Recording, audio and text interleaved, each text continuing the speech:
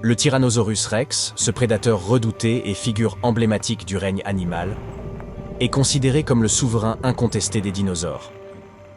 Depuis sa découverte en 1902, cette créature fascinante a captivé l'intérêt des scientifiques et du grand public. Cependant, malgré sa réputation effrayante, d'autres créatures pouvaient rivaliser et même vaincre le T-Rex. Parmi ses véritables adversaires se trouvait le Triceratops, un herbivore étonnamment redoutable. Malgré son régime à base de plantes, ce dinosaure impressionnant possédait 2 cornes imposantes, ainsi qu'une plus petite, en plus de sa structure osseuse renforcée, qui constituait une défense efficace contre de terrifiants prédateurs tels que le T-Rex. Ce dinosaure démontre bien que les herbivores n'étaient pas à prendre à la légère. Ses cornes redoutables, atteignant environ 30 cm de large à la base et se terminant en pointe acérée, pouvaient transpercer n'importe quel prédateur, y compris un T-Rex. Le Triceratops arborait également un crâne colossal, muni d'une large collerette osseuse, solide et protectrice, ornée de petites cornes. De la pointe de son bec au bord épineux de la collerette, la tête du Triceratops pouvait atteindre une longueur impressionnante de 3 mètres et peser près d'1 tonne.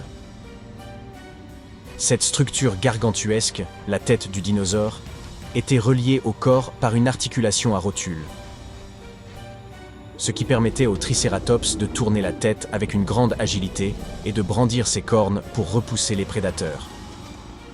C'est l'une des raisons pour lesquelles un T-Rex qui décidait de s'en prendre à un Triceratops prenait en réalité un risque conséquent. L'issue d'un combat entre ces 2 géants pouvait varier considérablement. Le roi des dinosaures pouvait triompher et savourer le festin tant attendu.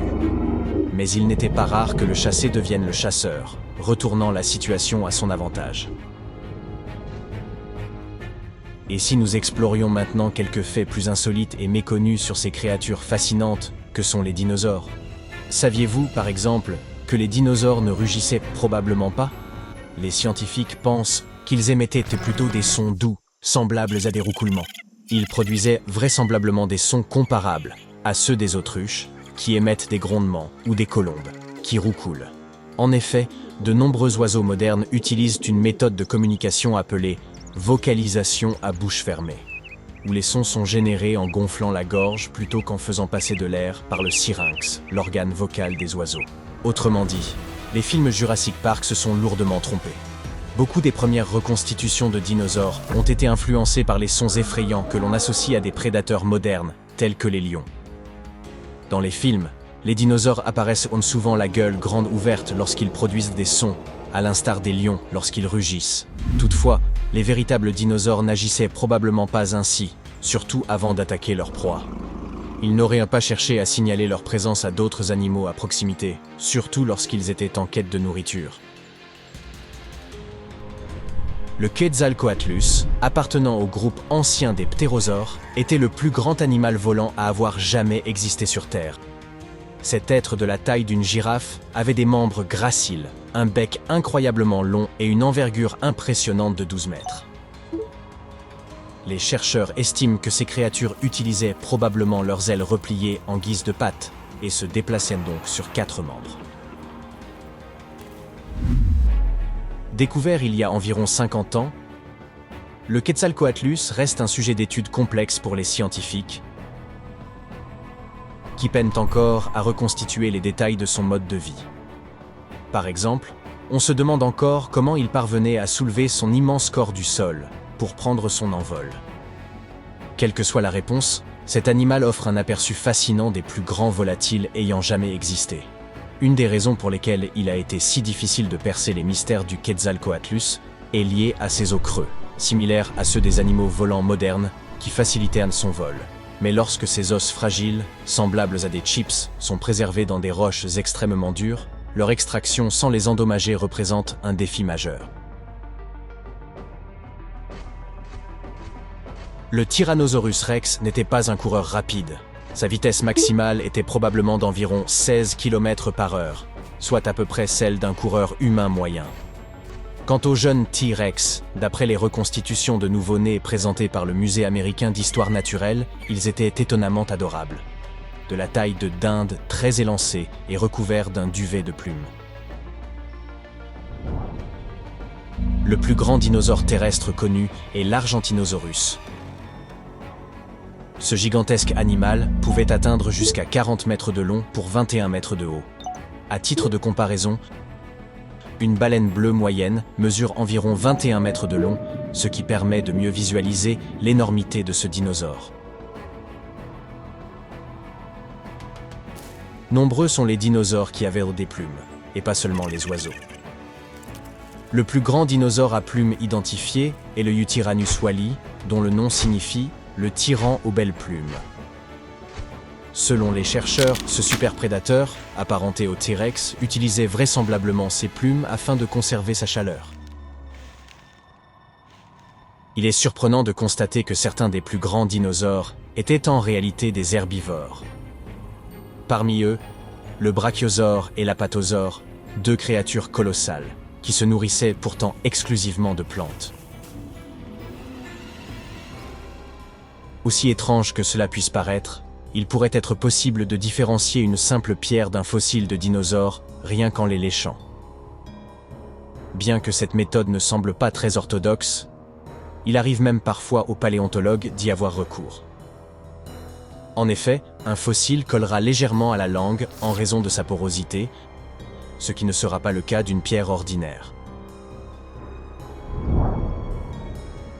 Lorsque les dinosaures ont vu le jour au cours de la période du Trias, il y a environ 230 millions d'années, les continents terrestres étaient regroupés en un unique supercontinent nommé Pangée. Durant les 165 millions d'années suivantes, la Pangée s'est lentement fragmentée, ce qui a conduit à la séparation de nombreuses espèces de dinosaures. Malgré la répartition des fossiles de dinosaures à travers le monde, la plupart sont retrouvés principalement dans 3 régions. Les Badlands de haute altitude en Chine, en Amérique du Nord et en Argentine, qui abritent les plus grandes quantités de fossiles facilement accessibles.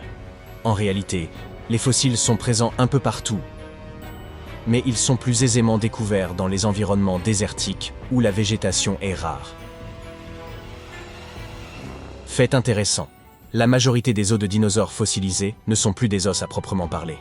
La fossilisation survient souvent lorsqu'un organisme se retrouve piégé entre des couches de sédiments ou de sable. Au fil de millions d'années, les restes se retrouvent entourés d'une couche d'eau, laquelle remplace les matériaux organiques d'origine par des minéraux. Ainsi, le fossile devient une copie semblable à une roche, plutôt que l'original. Le Triceratops arborait 3 immenses cornes sur la tête, mais ce sont ses dents qui étaient encore plus remarquables. Ce dinosaure possédait environ 800 dents, et de nouvelles poussaient continuellement tout au long de sa vie. Celles-ci étaient réparties en groupes de 36 à 40 colonnes, chacune contenant 3 à 5 dents empilées verticalement, les unes sur les autres. Certains dinosaures, à l'instar des oiseaux modernes, avaient des os creux qui servaient à stocker de l'air. Cette adaptation leur permettait d'améliorer leur capacité respiratoire, allégeant leur masse et leur permettant de respirer beaucoup plus efficacement. Le Nigersaurus avait la particularité de renouveler ses dents toutes les 2 semaines. Cette créature disposait de rangées successives de dents en réserve, dissimulées dans sa bouche. Lorsqu'un jeu de dents s'usait, il tombait et la rangée suivante prenait sa place. Contrairement à une extinction soudaine provoquée par la collision d'un astéroïde avec la Terre, l'extinction des dinosaures s'est déroulée progressivement.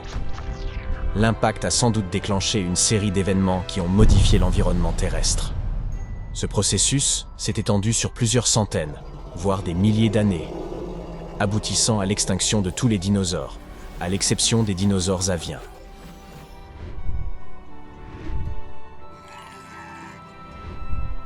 Le terme dinosaure provient du grec ancien où deinos signifie terrible et sauros signifie lézard. Le tout se traduit ainsi par lézard terrible. Bien que ce nom semble convenir à des prédateurs redoutables comme le T-Rex, il est beaucoup moins approprié pour de petites créatures comme le mei. La rumeur voudrait que lorsque Sir Richard Owen, un biologiste anglais, a inventé le terme pour désigner ces créatures, il aurait entendu « terrible » dans un sens différent.